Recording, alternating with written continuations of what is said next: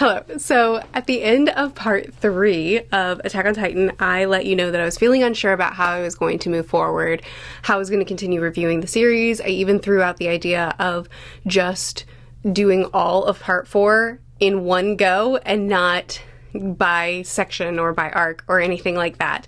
Got a ton of feedback, ton of great options and suggestions, and I still don't know exactly what I'm gonna do, but what I do know is that this vlog is long enough as it is. Part 4 has given me a lot to talk about. There's so much to dig into with this story. So I finished the first arc of part 4, and there's already been so much to discuss that this video is plenty long enough. So what I'm thinking right now is, assuming each arc gives me enough material to talk about, I'm probably going to be putting out a vlog for each arc of part 4, but wait until the end of part 4 to do my, video proper, my sit down, look at it all as one complete section of story and analyze it and discuss it in that way. Because there are parts of the story, there are elements of the story that I don't feel like I can fully talk about until I know exactly how it's going to be executed at the end, exactly what the final messaging is, what the final, the way it's all handled. So we'll keep up for the sake of not starving you and for the sake of not making these videos unmanageable. I will keep up the discussions either by arc or according to how much this series gives me. And then there will still be just one video discussing it all, sit down in my office, like I normally do for part 4. Sorry I've changed the formatting a couple of times. It's just really difficult to predict what a series is going to offer you having not read the series. So I just didn't know what Attack on Titan, I didn't know what a beast of a series it was going to be. I expected that my normal formatting for discussing a series would be perfectly fine, and there's just too much here. And so I've had to break it up into far more videos than I ever would have predicted. But for those that are enjoying these videos, thanks for being here. Anyway, I will cut to past Murphy to talk to you about the volumes that I've read for this section. We have done the Marley arc, which is volumes 23 through 26, and episodes 60 to 67. So enjoy the vlog. Hello. So I have read volume 23 for Attack on Titan. There we go. So, okay, part 4 has already been quite the experience. Having jumped forward in time, and now we're in Marleyan land, seeing everything from their perspective, I think was such a good move, and I think it was what the series needed, because from early on, the series has shown us that there are layers to this warfare, that there are layers to the characters that are behind enemy lines, that there's something else going on there. And that's what I've been hoping for with this series. I've been hoping for more nuance to the story than monsters versus humans. And then when it was made apparent that it's actually humans versus humans, just with also, biological warfare, then it would be more than bad guys versus good guys. And that seems to be what we're getting out of this story now that we have switched perspectives.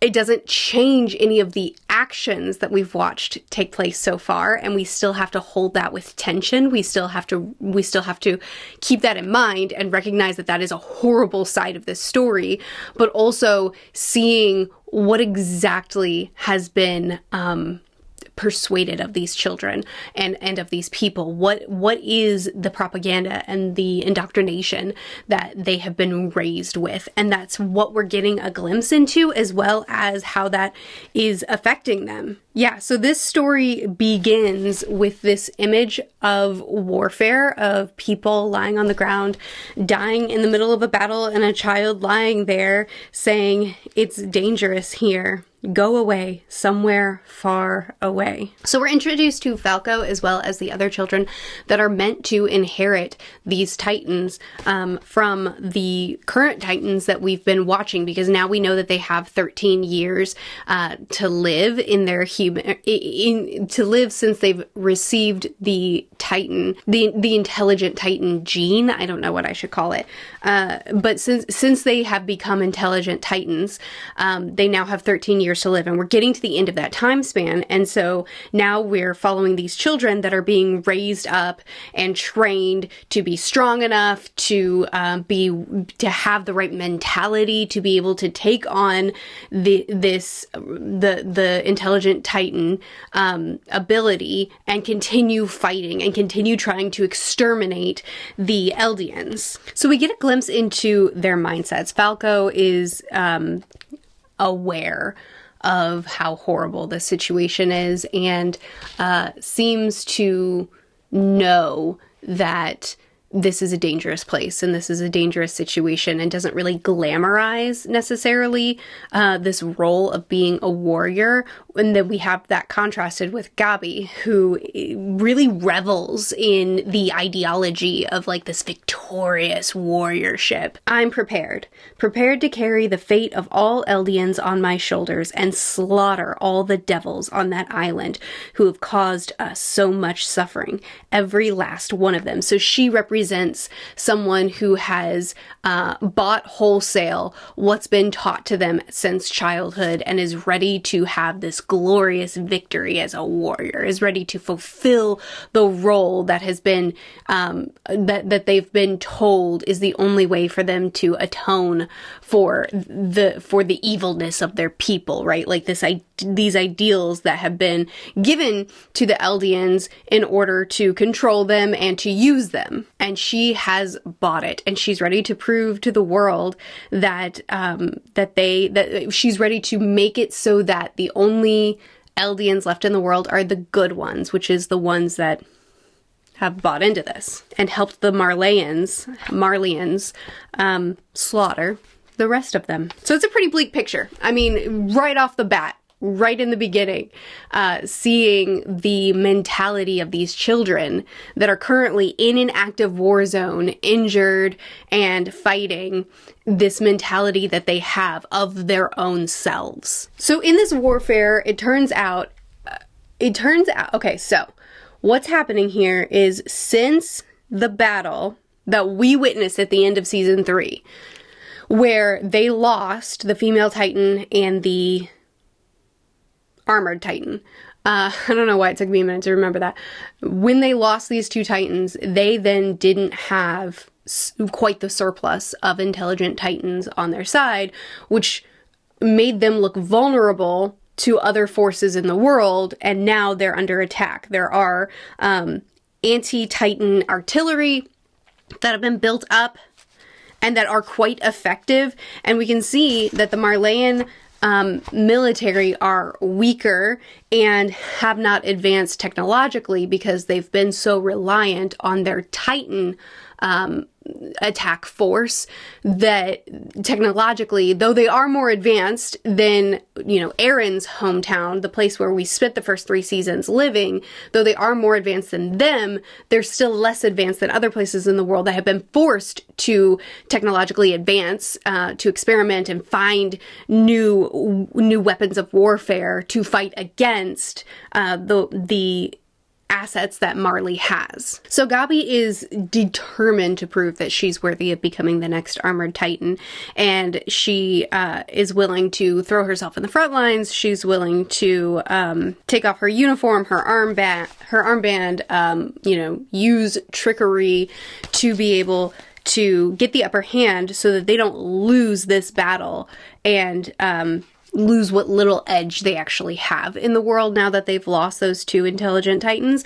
We get to meet the Jaw Titan in this battle, which is also on the cover of this volume. But that is what Ymir had. She had the Jaw Titan, and now I know what her Titan was called, and that's what she got when she attacked Reiner Bertolt and Annie's group and ate their friend and got his Titan. And as they use these Titans in this warfare, we also see the non-intelligent Titans. We also see more of the characters reflecting on how horrible this is, like how terrifying, ruthless, mindless the non-intelligent Titans are.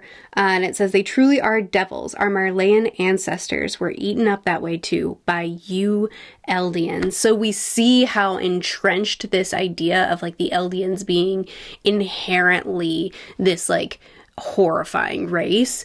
But it's interesting because who's turning them Titan? You know, like who's taking people, humans, who are capable of choosing good or evil in their own lives, who's taking them and turning them into these monsters, who's injecting them with a serum that would cause them to turn into this mindless killing machine? Is it the Eldians that are causing humans to turn into this? Or is it the Marleyan leaders? Like, is it your leadership that is putting this in the Eldian people, and yet still they see this and they say, you Eldians, not looking behind the Eldians to see what's causing this, like who's using this biological warfare, right? In the anime, this scene was excellent when we got to see the Beast Titan come down into battle, transform, and then fight side by side with Reiner, and Reiner actually leapt in front of the Beast Titan and protected him. I will note this, a friend of mine, and this is not my thought, I want to be extremely clear of this, a friend of mine noticed a pattern in wings being brought up, and since she pointed it out, I see it everywhere. She said it's in the OP and the ending song, but also there's a lot of imagery like this, as well as here where they're talking about how overwhelming this battle is and how it's really not looking good for them. If aircraft development continues at this pace, it is said that bombs hundreds of kilograms in size will come raining down on us someday. When that day comes, the skies will become the main stage on which wars are fought, and Titans, the devils who rule the earth, will only be able to look up and watch. And then it closes in on his face and he says, we don't have any Titans with wings, do we? And multiple times, she noticed it when specifically characters like Reiner or Falco were talking about wings, I think. But since she mentioned it, I'm noticing other mentionings too. And she is she thinks that some Titan is going to learn how to fly or develop the ability to fly in some way. And I just wanted to point that out because I have a couple of these notable imageries or mentionings of wings marked down, but it's not something I would have noticed without her. I might be misreading this, and I'm only reading this into this scene because Reiner is doing the same, but it looks to me like this scene here, when Zeke is sitting in council with the Marleyans and he's saying, we need to use the newspapers as soon as possible, saying that Marley has occupied Parody, even though it hasn't, and that he isn't ready for Colt to take on the Beast Titan form because he doesn't think he's ready, and he wants to use his last year to be able to take down the prodigy Grisha Jaeger, to fight and continue on and try to get his revenge, to make right where he wasn't able to finish things in season 3. And first of all, Colt says it's totally fine that you threw me under the bus there because you were heard in Marleyan council. An Eldian was heard by the Marleyans when they were strategizing for war. It's amazing. What an incredible honor to be listened to. I am reading this scene, and I might be wrong. I'm reading this scene as similar to what Reiner is doing as well, where he's just protecting the next generation. Don't take on the Beast Titan form yet. Let me have my last year to continue to fight, to continue to do these things, and let you have one more year before you're put in this cycle and before you're forced to do unspeakable things, before you're forced to carry the burden that I've been carrying. Now, I don't know, maybe Zeke is not like Reiner. Like, maybe he's not tormented by what he's forced to do. He might not care, you know? He might be like all in, kind of like Gabi. But I'm not entirely sure how to read this scene yet, and since that's what we're doing with Reiner, I'm reading that into this scene as well, at least at this point. As I get more context, as I learn more about Zeke and his motivations, I might change my mind. I thought this conversation was super interesting when they were talking about the forces that Parody has, that they have the flying freaks who wear strange contraptions and arm themselves with swords and bombs in their hands, but then specifically speaking of the Ackerman clan again. Byproducts of Titan science. At least 2 members seem to be there. I never want to meet them again. So we know that Zeke already fought against Levi and it near killed him. He underestimated him and it near cost him his life. But we just got confirmation that the Ackerman clan are byproducts of Titan science. So they are, it's not just that their bloodline is unique, like they're just born this way because special bloodline, you know, fantasy nonsense. Like, this is more scientific warfare or scientific something. Like, they've messed with another bloodline, not just the Eldians that they're injecting with this thing to turn them into monsters and then calling them monsters and then ostracizing them as monsters, but actually the the Ackerman clan are also byproducts of Titan science. So they've been messed with too. Which was what I was thinking. I mean, I actually thought that it was the Fitz/Rice line that had messed with their bloodline. But it looks like this is more of the Titan science. So it might have been the Marleyans that messed with their bloodline. Unclear. Oh yeah, this scene was super interesting too. Okay, so the guy who has the Jaw Titan, I forgot his name. What's his name? Galliard.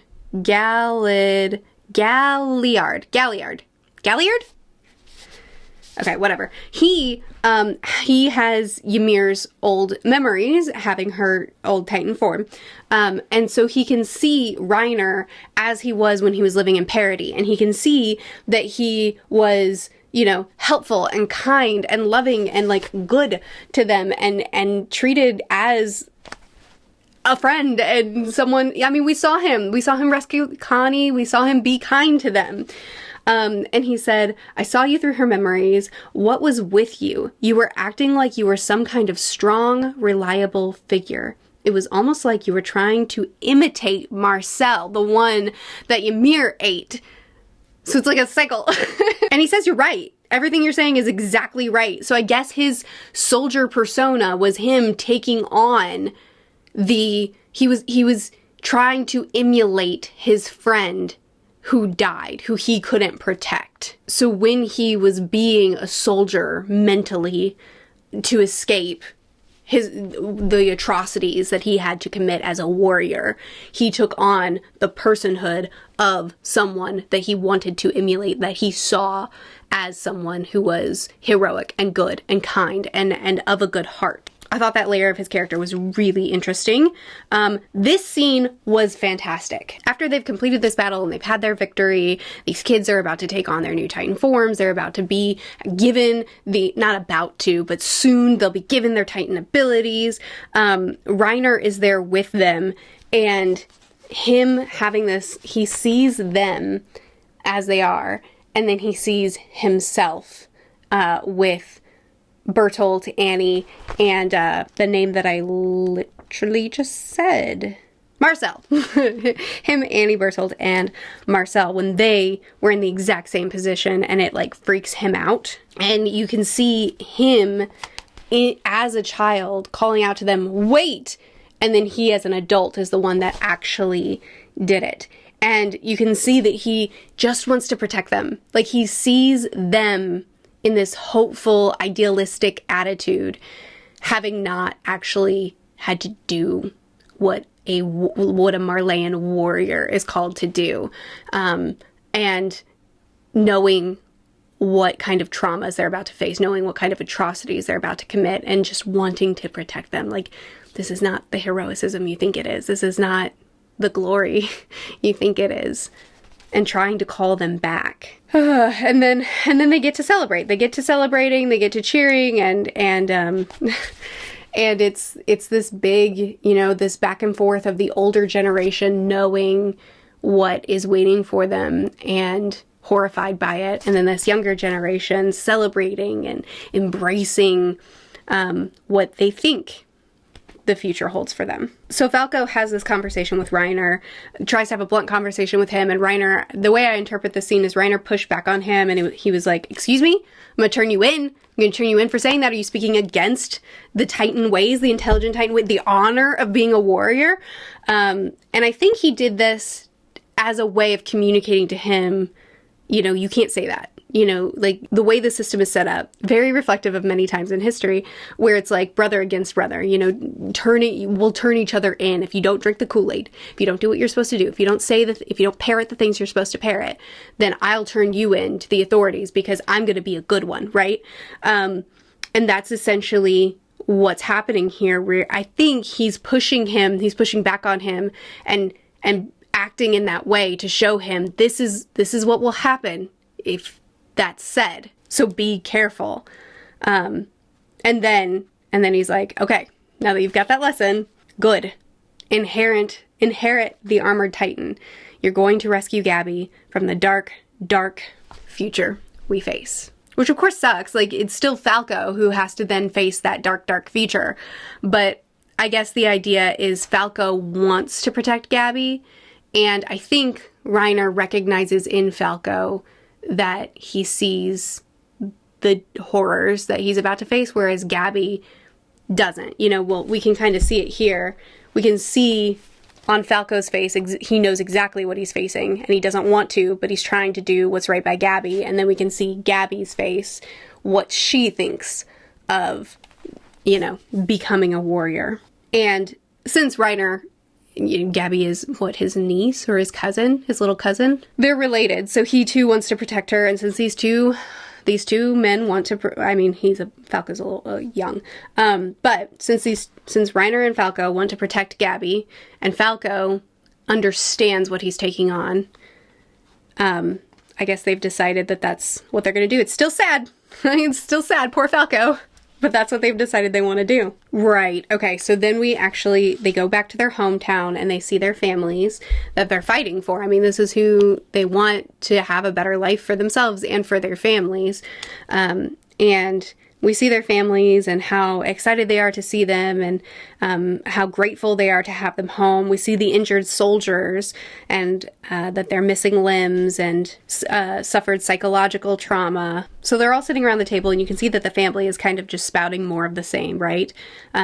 They're so proud of Gabi for being a child soldier, and all that's left is to wipe out the devils who live on that island, and then all Eldians will be able to live good lives. And then they ask Reiner, you know, how horrible it must have been for him when he had to live on Paradis.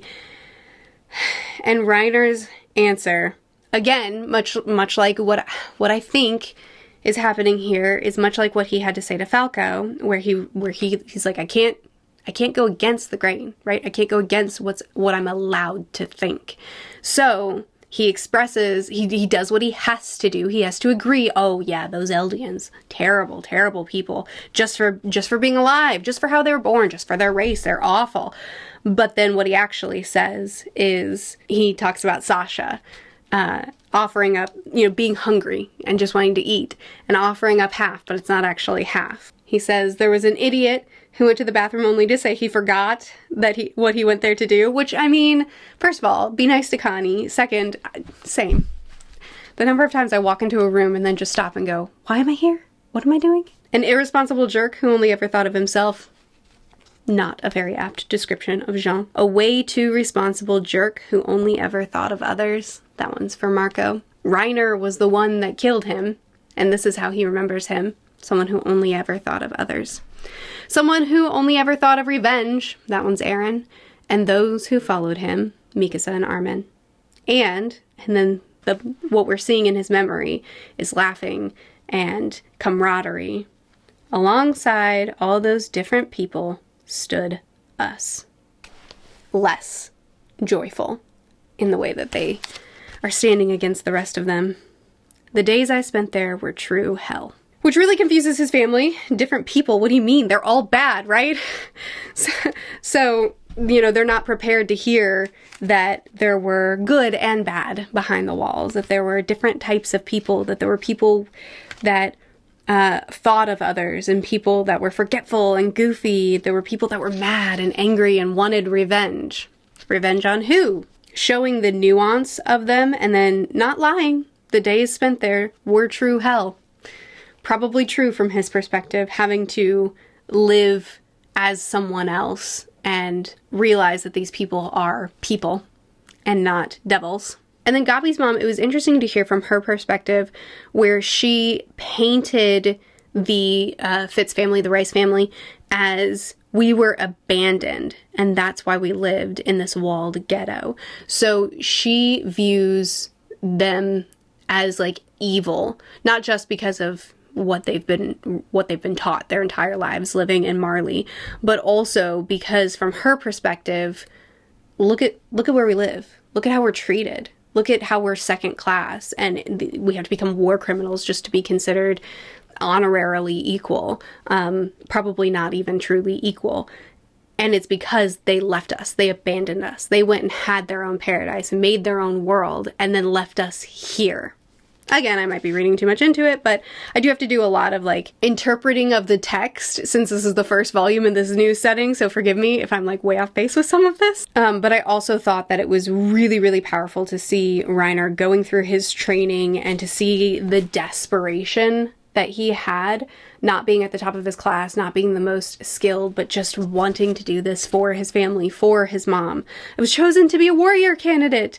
And he was so excited to tell her, and he was doing all of this for her. And then it ended on them showing more of them going through this training, Reiner being picked on, Bertolt standing by his side, being his friend. And he says, "I think loyalty is important, right? Don't you agree, Annie?"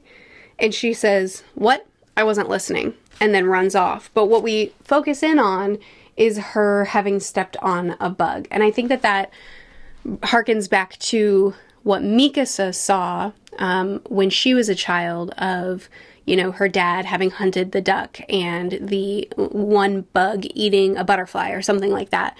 And she saw sort of this cycle of life, the cycle of life and death, the cycle of survival and violence, and that, you know, there is darkness and good and duality, I guess, in everything, which circles back to these ideals of painting the enemies on the other side of the wall as strictly evil. At least that's what the imagery makes me remember. Yeah, and then it ends on them planning on going and doing what they need to do in order to wipe those evil people off the planet, and then cut to the evil people who are just also children waiting for something to happen. So it was a great introduction. It was a really, really strong start to this last section. I have a very ominous feeling. Going into this last section, and I just expect a lot of pain. But I am really, really enjoying this change in perspective. I'm surprised to have a time jump, but I think that so far it's being handled in a really interesting way. So I'm totally in, very overwhelmed, but totally in.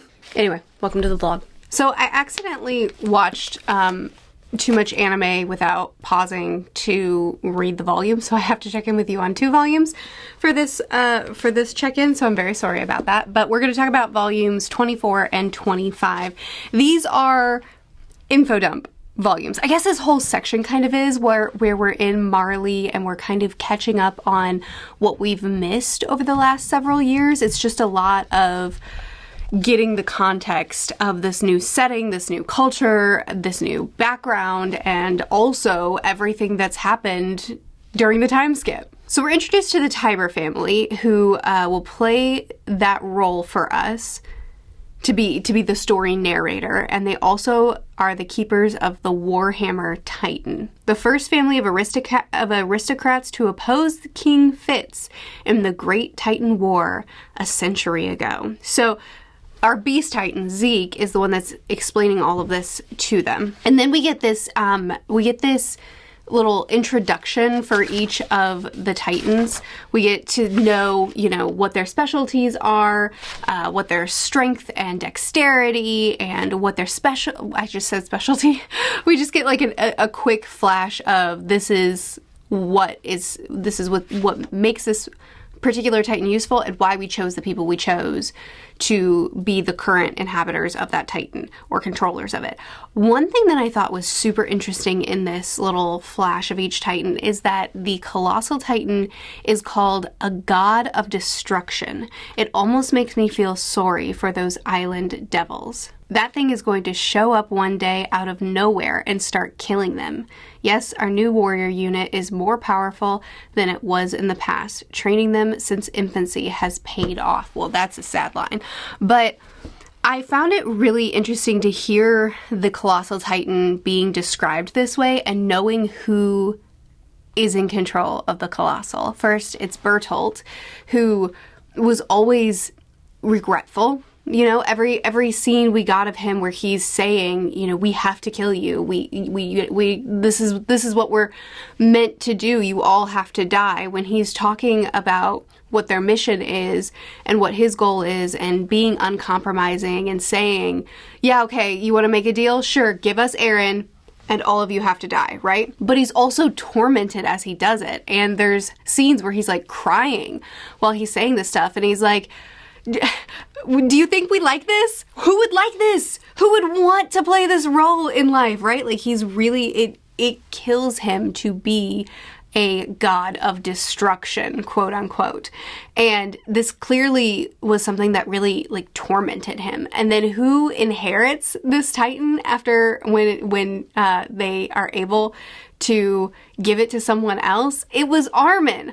Armin is the next Colossal Titan, someone who is not a fighter, who's not vindictive, who's not vengeful, who has no bloodlust in him whatsoever. The sweetest heart, the biggest sweetheart, one of the biggest sweethearts in the story. So I think there's something poetic about giving this Titan with this legendary status about it to characters who don't revel in that kind of status or in that kind of role. We got to see more of Reiner's backstory in this particular chapter, and we saw that his mom has been wanting him to be a warrior so that they can become honorary Marleyans and that the whole family can live together. And when Reiner ends up letting his dad know, I've become a warrior, now we have this new status, now we can all be together, and his dad absolutely freaks out. Are you kidding me? That woman told you to come here, didn't she? So she could get revenge on me. She forced her kid to become a warrior for all that? Well, I'm going to run from you as hard as I can. You and your mother, the two of you Eldian devils. So, it breaks my heart that Reiner fought so hard to inherit the armored Titan role and to give his mom and him a better future and to unite them with his father, only to find that this is the position that his father has. This is the way his father views them. It was not the picture that his mom had painted. More interesting things about Reiner. When we looked again at them at the time when Ymir got the Jaw Titan, shucks, I can't remember his name again. I always forget his name. Marcel. Marcel tells him that the reason Reiner even got this position is because Marcel essentially sabotaged his brother. I influenced the army's decision by putting you on a pedestal and making my little brother look bad. I wanted to protect my brother. I'm sorry. So we've seen this now in Reiner trying to protect Gabi. We've seen it in Zeke trying to protect Colt, and now we're seeing it here with Marcel doing the same thing, trying to protect his little brother, not wanting his little brother to have to carry this burden, to have to live this life that they're living, to have to undergo what they're going through. And it's so interesting because Gabi has drank the Kool-Aid, and so she sees it all as this great honor. And like, why is Falco being so stubborn, trying to get the armored Titan when they already have gotten this honored position? Their family is already good because he's Colt's younger brother. So let me have this. Let me do this for my family. But around every corner, we're seeing the people who are actually in it that understand this is not something that we want for the people that we care about. This is not something that we want for our family members to have to endure. And even Reiner, he doesn't understand the dichotomy. Like, he doesn't understand the problem. He's like, why are you apologizing? I'm a chosen warrior entrusted with the armored Titan. I'm going to punish the island of devils and become the hero who saves everyone. And as he's thinking that, as this dialogue is going across the page, we're seeing the reality. And I think that that's really powerful to show this ideal that they've bought into, at least some of them have bought into, this thing that they think that they'll accomplish. They think that they're actually going to set the world free of the thing that is keeping them oppressed. And then finally the good Eldians will finally be given some sort of status and some sort of honor. They'll be free of this. He has this ideal of what he can become and how great of an honor it is to be entrusted with this, and that he will be able to save everyone. It's directly showing the contrast of what he's buying into, what he's thinking, what he's believing, versus the reality of what's actually happening, and putting that thought process. And obviously the thought process started as Ymir was coming up on him. And I'm sure it didn't actually continue as he's running for his life and watching his friend die. But the fact that that thought was allowed to continue even during the reality, which is we're being used as tools, and it doesn't really matter that much if we die, we'll just be replaced, that we just need to go get the object, the Jaw Titan gene, bring it back, and give it to someone else, because we're tools of war, we're weapons of war. Showing that ideal directly on top of showing the reality. So we see that Reiner was the one, they were going to give up, they were going to go back home, they were going to try to recapture the Jaw Titan, all that, and Reiner was the one that ended up telling them, no, we have to stay. Essentially convincing them, if we go after the Jaw Titan, we're just going to get eaten up. There's no guarantee that we'll actually succeed at this. If we do go home, we're just gonna be, shamed and punished. I love this dialogue for Annie where she's just like, who cares? Eldia, Marley, they can all go to hell. They're all liars, every one of them. They only ever think about themselves. And she's always been the one. You good? Okay.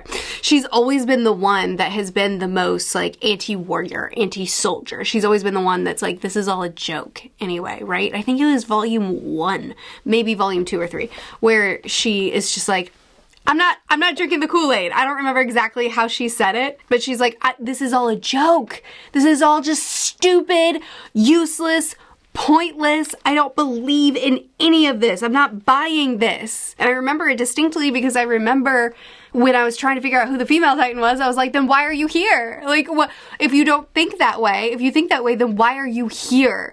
And here she is on this side of it too, saying the exact same stuff. Like, this is all pointless. This is all stupid. They're all just using us. Reiner says, Reiner's dead. If you need Marcel, then I'll be Marcel. Please, this is the only way we can go back home. Let's all get back to our hometown. Watching them bleeding and crying on the ground as they fight with each other about if they're gonna go or if they're gonna stay, if they're gonna continue on or not. And then they get to the wall and it looks so big and it looks so impossible. And I absolutely love this spread because it is the iconic beginning once again, but this time from the perspective of them, which is exactly what season 4 has been. It's all of it again, but from the other perspective. So showing this iconic scene again from the backside, I think is so good. And then you turn the page and you see the people that we've been following from the beginning from the perspective of the Titan entering in. It's like it's visually showing us exactly what's been happening, that we're seeing it all again from this side of it. So they decide that they're going to spend their next 10 years playing soldier. They're going to try to get intel. They're going to try to be able to do what they need to do to return to Marley and not be, killed for their trouble. To actually have enough to bring back to Marley that they would actually be accepted back. And it says, that is what we are here for. And then it cuts to them as soldiers to save humanity.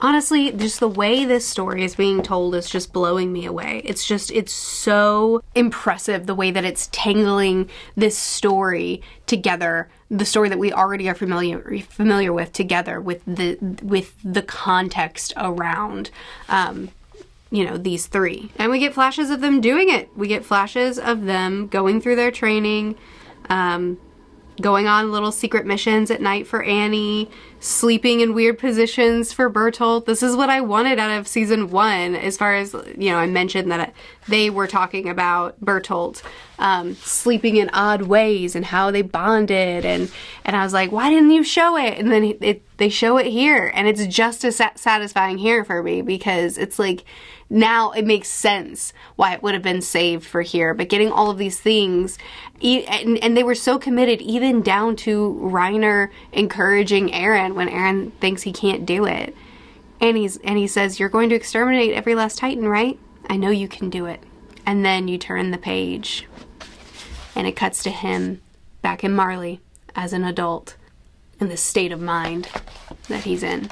And the fact that Falco is what made him pause, made him decide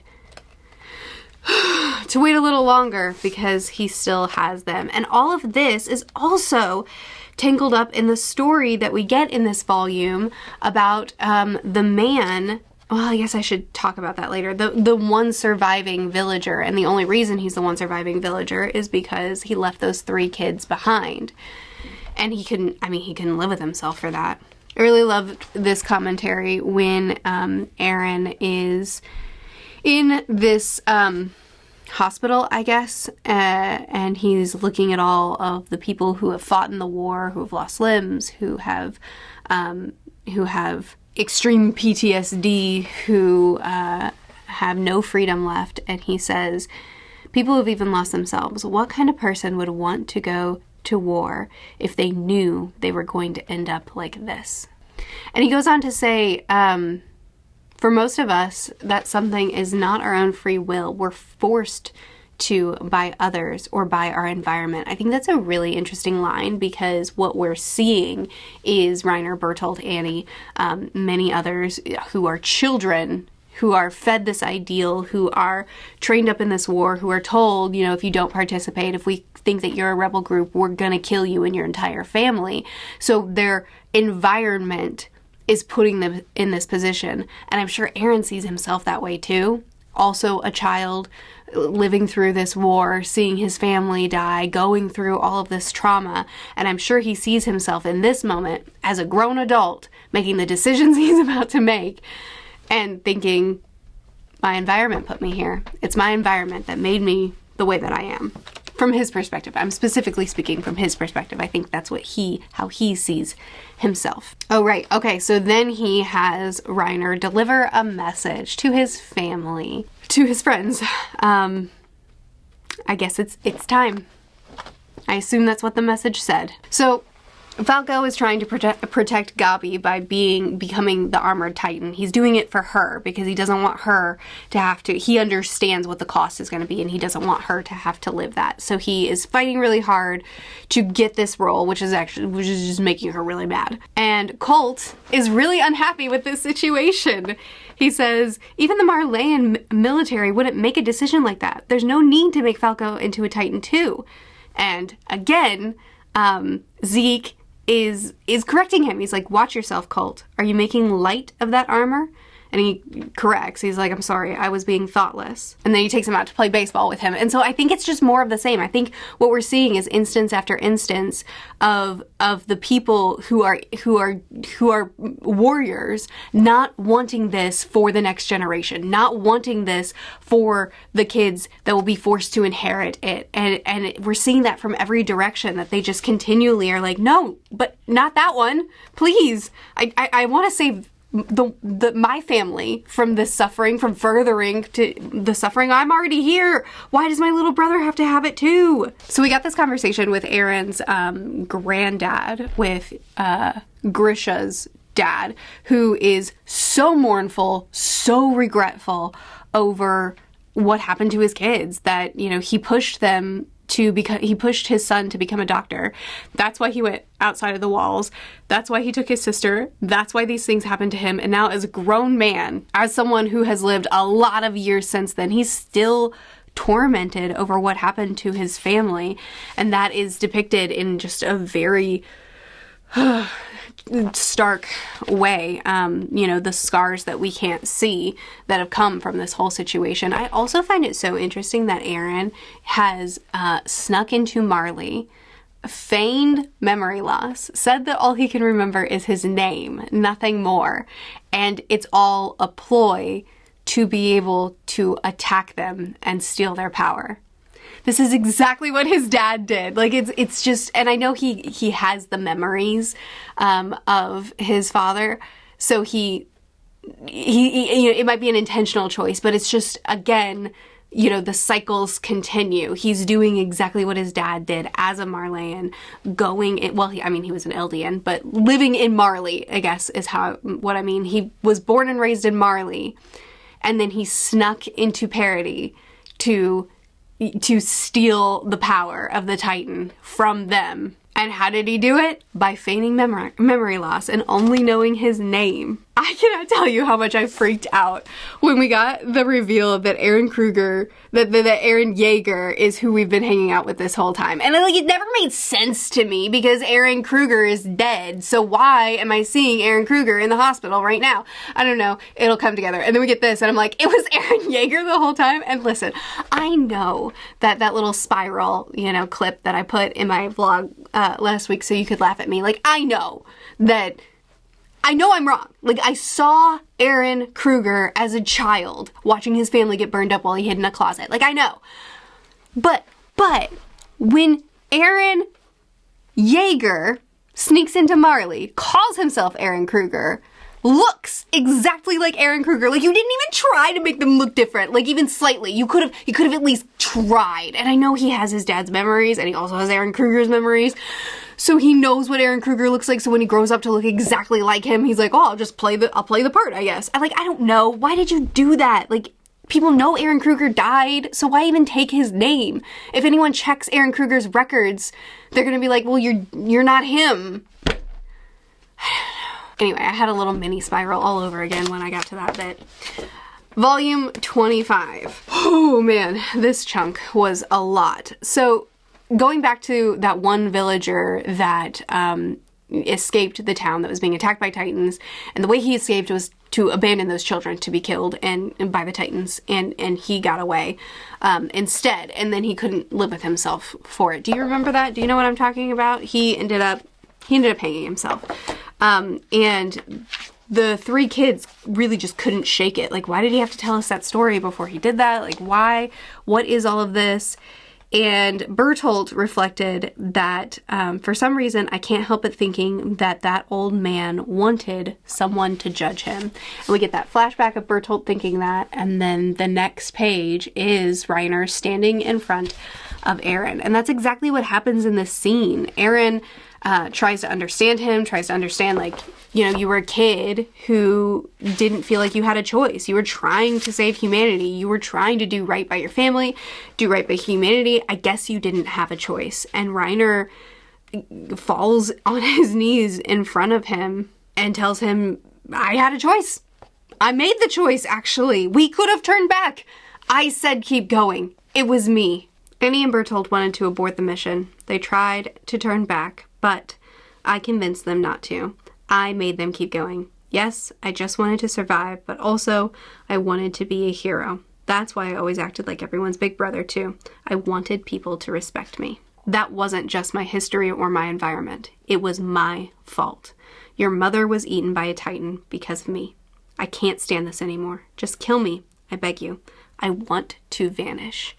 So at first I was kind of confused, like, why do we have this random villager story just kind of tucked in here and then them reflecting on it, and it's tying back in with Reiner. I think it's a really important piece of the storytelling in this series to show, you know, I think the series, at this point, the series is doing a good job of making me mad at the powers that be, at the people in power who are manipulating, who are lying, who are spreading these ideals in order to maintain power, who are using these children as child soldiers in order to have as many of the Titan genes in their possession, in their control, so that they can have world power as well, who are testing the waters in parity to see, are you going to fight back? No, you're not? Good. Then we can just wipe you out, right? Like, showing that the people who are pulling the strings in all this is who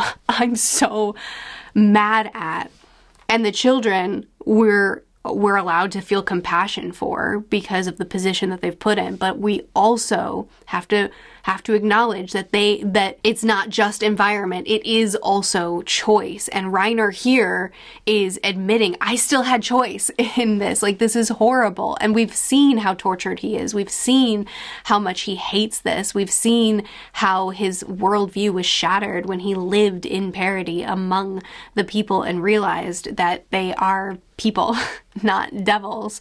But he still made choices along the way. And I think holding those two things in tandem, the way the series is doing, is important for the story. And I think it's being done really, really well. During this whole conversation, too, we're seeing this play that's playing out, and this narration that's taking place, retelling the history of the Eldians, how monstrous they were, how oppressive they were, how they had to be stopped. And that the king who went behind the wall, actually, when he went behind the wall, his goal was peace and the liberation of Marley from its many years of persecution. If Marley grows strong and attempts to take the lives of the royal family or its founding Titan, I will accept it. If Marley decides to exterminate all Eldians, I will accept it.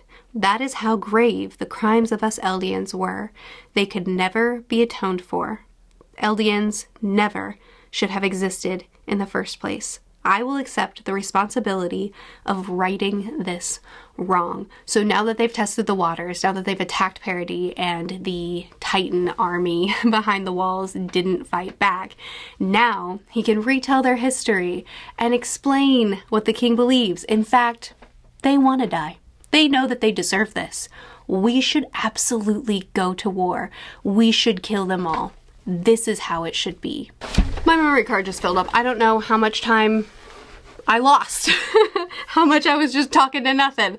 Since I've been here for so long that I filled up the memory card, I'm gonna speed up a little bit because I have been talking for a long time, actually. But I just want to hit on one last thing, and that's that Eren notes, oh my gosh, it's so good. Just the cycle that's emphasized is so good. That Eren explains that in this time, he came in here thinking that all Marleyans were monsters, and what he found was humanity. He found that some people are monsters, some people are horrible, and then there are those that are kind. And he realized that there was both good and bad that people were capable of in Marley. And that's the exact same thing that Reiner found when he went into this realm, behind the walls, and believed them all to be evil, and found humans capable of good, capable of evil. And now Eren too has come into Reiner's territory, thinking them all to be pure evil, and finding humanity. So again, just the way the story is told, we have these two people from opposing sides believing these things about each other, going into enemy territory and finding humanity, finding people capable of great good, capable of great evil.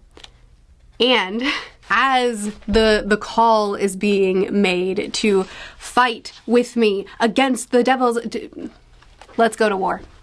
They deserve it. This is what we're meant to do. War is good. As he's making that call, wishing for a war of peace, Eren says, we are the same. I think we were born this way. I just keep moving forward until my enemies are destroyed. And then he transforms. So it's just interesting. Eren feels, I think, that line earlier that I mentioned about being a product of your environment. I think that he thinks that he too is a product of his environment. I was made this way. The world, everything that happened to me made me who I am right now in Marley, about to do what I'm about to do. My environment made me this way. And then he talks to Reiner and he says, okay, you were a kid. You didn't have a choice. He's letting Reiner off the hook, much like he's letting himself off the hook. And Reiner says, I'm not off the hook. I'm responsible for the things I've done. It's not just my environment that did this to me. I made choices too. I am not absolved from this. And Eren, I don't think sees it that way. But we, the reader, are forced to see this parallel of these two people who were on enemy side, who were on opposite sides, saw the other side as an enemy, went behind enemy lines, realized that there was humanity on enemy lines, and then had to make choices moving forward. Reiner recognizes that his environment is terrible and he doesn't want that cycle to continue. He doesn't want that for the next generation, but he doesn't see hope in changing the cycle. He doesn't know what he's supposed to do, but he does know that his environment isn't the only thing to take into account, that he is responsible for what he does. And Eren, in the same position, being paralleled so strongly with Reiner, has made the decision to perpetuate the cycle, to continue to attack. And so we, the reader, have to pull from this exactly what's just been said, which is Eren, too, is not just a product of his environment, that he, while being a child that has been through a whole lot, too, has free will, can make his choices. Though he doesn't seem to think so. He seems to think, I'm destined, this is it. Like, this is the only fate available to me. I think we were born this way. And so I'll just keep moving forward. To him, it's like, this is it. This is the path I have to walk. This is who I am. But the narration is showing us very clearly, no, the environment is not the only thing to take into account here. They still have choices. And Reiner is taking accountability for that side of his story. And Eren, I don't think is. But look at Reiner's face. Oh my goodness. Look at his face when Eren says that what he's going to do. He looks surprised at first, and then he looks horrified. This is not what he wanted out of this conversation. It terrifies him for himself and for Falco. I combined him and his brother's name. So Eren attacks, and it's horrible. The anime for this was extraordinarily done. It was horrible. You know, Eren starting to fight, him starting to attack, and it's a lot of action, it's a lot of amazing music, and it's a lot of death and blood and people being crushed and people crying and being terrified and people trying to help one another but being left behind. It's horrible. And what an excellent twist that the Warhammer Titan was not who we were led to believe it would be, but it was actually his sister who was just chilling in the background all the time. Ugh. Loved that. And the Warhammer Titan has easily the best design and the best power. Like, the Warhammer Titan is the number one. I'm both mad that I have so little time to watch the Warhammer Titan in action in this series, because we've had so much Titan time and the Warhammer's just been I haven't gotten to observe, but also thrilled that this is the last one that's revealed, you know, that they saved the best for last, that the last one is far from a disappointment. And it was very strategic, you know, they made sure to capture the enemy Titans so that they couldn't fight back, so that they were vulnerable, or at least some of them. The battle, I think, was, again, in the anime, it was so well done because you had the incredible score, you had the amazing choreography, you had so much incredible action playing that, like, invokes hype in you, But then they would cut to death, destruction, pain, horrors of war. And it invokes this like fist bumping feeling and then reminds you, no, that's actually not what this is. This is not good. And I think it does it on purpose. I think it intentionally lulls you into like the hype of the action and of the cool Titan battle.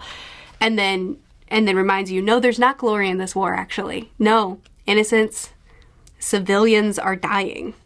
Children are dying. I loved this scene when the Warhammer Titan says, do you have any final words? And Eren says, it's time, Mikasa. And then she comes flying in and starts fighting. And her, of course, first words are, Eren, please come home. We get to see the cadets come in one after another. We have, what was that kid's name? The one that saved, or tried to save Erwin. And he's like, they're monsters. We gotta do this. I want that monster to kill those monsters, much like how he felt about Erwin, where he's like, that guy's horrible. I hate him. But, you know, we need him to handle the situation. That's basically how he feels about Eren. But then you have, oh gosh, it's so good. Then you have Mikasa saying, Eren, do you have any idea what you've done? You've killed civilians. Children. There is no undoing this. And it shows flashes of exactly what's happened. So we have the cadets, his comrades, who he called into action, looking at what they've been called into, looking at the horrible situation of this, that this is not helping. And there is, I mean, it is a difficult situation because, again, the Marleyans were ready to go into war. They're like, all right, sweet, awesome, we're gonna go wipe these people off the map. So it's not like it's straightforward. It's not like if the Eldians didn't fight back, then peace would occur in the land. It's not like that. It's not like an easy answer. But regardless of it not being an easy answer, it's still horrible. And I think that's what the series is trying to show, that this is complicated, that this isn't straightforward, because if they don't fight back, then they do get attacked. Like it's not gonna end. But also what is happening is horrible. So it doesn't leave you with easy answers. It doesn't leave you with, you know, easy good guys, easy bad guys, easy solutions. It's just showing war. I thought that this reveal was so good, that the Warhammer Titan is not kept in the neck, that it's like this little umbilical cord that comes out the heel, basically. And Eren is able to grab her from the ground. He's able to figure that out and get her. But the other Titans, the ones that got thrown into the pit, they got out. Now they're attacking. Now it's armies against armies. It's strategic. It's horrible. And the Beast Titan arrives as well. So now we have one side against another, truly. And that is where I've been left off, with a whole bunch of pain and a whole lot of death. Just heavy stuff. Just a lot of heavy, horrible stuff. So that's Attack on Titan. That's what I read. I bet the next volume's gonna be happy. Do you think it'll be happy? Thanks for watching this clip. Hi, it's me again. So now we are talking about volume 26. I'm gonna wrap up this vlog. This volume was a lot. Oh no. Okay, so I left off the last clip being very overwhelmed by a lot of chaos and destruction and hype, but also sadness. I think that it's, oh my goodness, these sections had me feeling so unbelievably conflicted and uncomfortable with my confliction, right? Like the incredible sequences of action and of chaos and of fights and of the score backing it all up, and how well it was all done and how easily you just kind of are drawn into it, but also the constant reminders of what this war is costing had me, it just like, I think this series was very intentional and very, oh my goodness, very intentional about how uncomfortable it was trying to make the readers / viewers be with this dichotomy, and it just did so well. So anyway, the Beast Titan is now here and saying, Eren Yeager is not my enemy.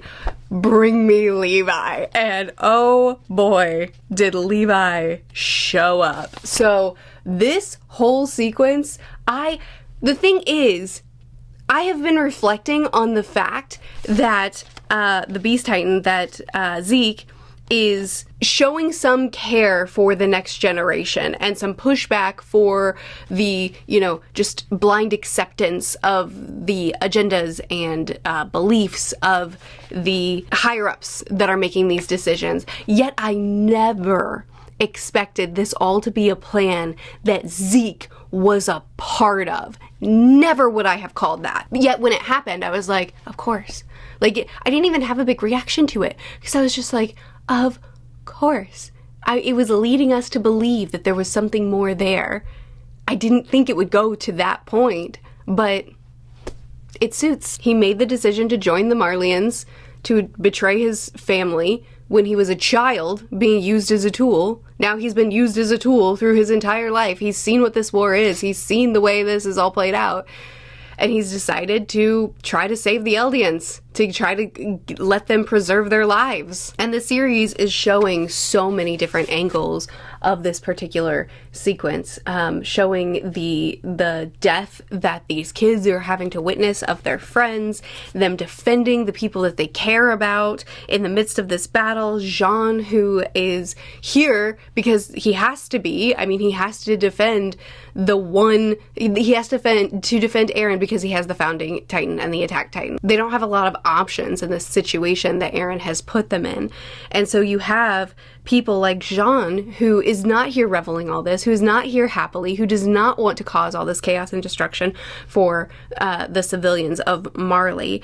And because of that, he's hesitating. And directly after that, we're seeing Armin, who turns into the Colossal and who causes all this destruction just in his presence, just in his size, just in the power that he holds. He's causing destruction and chaos and death around him, and he comes out of his Titan body, sees the children on the ground that have been crushed in all this, and he says, so this must be what you saw. And it draws me back to what I said in a previous clip of how the holders of this Attack Titan really do have these similarities in them, where like this is not what they wanted, this is not something that they revel in, this is not something that pleases them, this is something that they reflect on and just kind of, Bertolt just kind of always has this very anguished face on. And Armin too, his hand has been forced, and I hate this for the kid. I hate this for the kid that his best friend has put him in a position where now this is what he's doing. And for both Armin and Jean, the story itself draws that parallel, puts them side by side, showing that they're really affected by what they're being forced to do and what they're seeing in this being played out. A really amazing scene, and it was so good it's so good in the manga, it's so good in the anime. But in the anime, the voice acting of these kids as they're, Reiner has, he's done. Like, he's ready to be done. Back to that, just, he wanted to be punished. He wanted to surrender. He was ready to just give up his dreams and die. But then you have these kids screaming out the window for him, calling out his name, wanting him to defend, what's his name? Is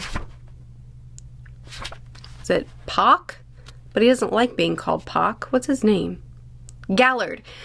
Screaming out to get him to try to defend Gallard because he's about to be killed too. And Reiner is hearing this and thinking, please be quiet.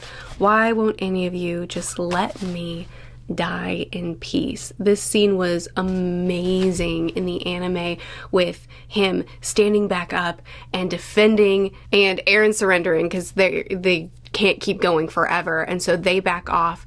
And you can see Reiner just, he's like posturing himself for more battle, like, okay, I'm ready to keep fighting, I'm not done yet. But as soon as Eren leaves, he just kind of collapses, and you see like he had nothing more to give.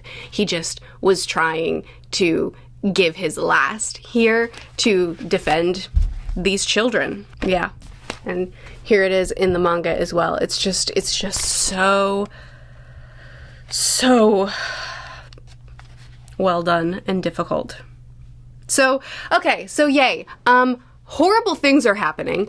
Gabi has witnessed so much chaos, so much destruction, so much death. You know, a soldier that saved her when she was trying to defend someone and she was trying to stay back for that person, but she would have died. And so a soldier grabbed her and pulled her away. That same soldier she then watched get sniped by Sasha. And that affected her. So now, instead of, you know, we have Falco who is reflecting on the fact that they're doing this because of what we've done to them. This is a cycle, right? He's seeing the cycle. He's seeing the destructive, repetitive cycle that has to be broken. Otherwise, it will never end. And all she sees is, I just watched my people die, right? Like, all she has is rage and anger and vengeance. So she's running to, I mean, she's running to her death. Like, she knows. She's like, I'm gonna die here, but that's fine, just as long as I can kill some of these people on the way out. We also have, in the airship, Connie hugging Sasha and Jean, saying, at least we survived another one. Sorry to everyone else, but you guys are really special to me. And then, you know, Jean and Connie are going back and forth and, you know, get off of me, your armor hurts. This line really, really hits hard on the struggle that Falco is trying to communicate to Gabi, and Gabi not being able to see past the situation that's in front of her right now. It's because they were devastated too. Our enemies were attacked by Marleyan warriors. Huge numbers of them were killed, and this must be revenge. And she says, "Did you see that yourself?" He said, "No, I didn't see it." Well, neither did I. Denying the reality of this cycle, like just rejecting it. I didn't see their pain. I didn't see their suffering. I'm watching this, and so this is what I'm responding to now. And that leads her to going up on the airship and very literally perpetuating the cycle. The one that she watched kill the soldier that saved her, she is now killing. Oh, man. When Gabi was running out to do this, when she went up onto the airship, the whole time, I know, like, Gabi dies in this scene, right? Like, this is tragic, this is terrible, but this is also something that has to be displayed because Attack on Titan is attempting to show, you know, that vengeance, that anger, that hopelessness, that feeling backed up against the wall, so you're violent too, because what else can you do? You lie down and die? But then also the people who are being indoctrinated and who are being who are being taught that this war is a good thing, but they're still responsible for their actions. The people who are going into the war because they have to, but not because they want to. Like, it's showing so many different sides. And Gabi's side is really important too. This child that doesn't understand, that doesn't see the cycle. This child that's been hurt by it and is just going to keep perpetuating it, who won't see past the pain that she's feeling right now. And essentially is doing what Eren is doing too, you know? Like, it is another Eren who's just getting lost in this cycle because of all the pain and hurt that it's generating and continuing it as well. And so here I am expecting her to rush into this situation, wanting, you know, shooting some shots, wanting to get vengeance, and I expected her to die here. I did not expect, I never expected her to kill Sasha. And as Sasha's lying there, you know, wanting to eat and not understanding what's happening, and all the people around her are grieving her, they're furious at Gabi, they're you know, crying over Sasha's body. It was just a devastating scene. It was just so tragic on a personal level for us because we're attached to Sasha. We've seen so much of her story from her in her hometown and learning the importance of working together with these people, her stealing, you know, stealing the meat for everyone and sharing it with them, hoarding the bread, giving the guy half, giving her instructor half, and not wanting to fight this fight, coming in here because they had to protect Eren, and then being the collateral.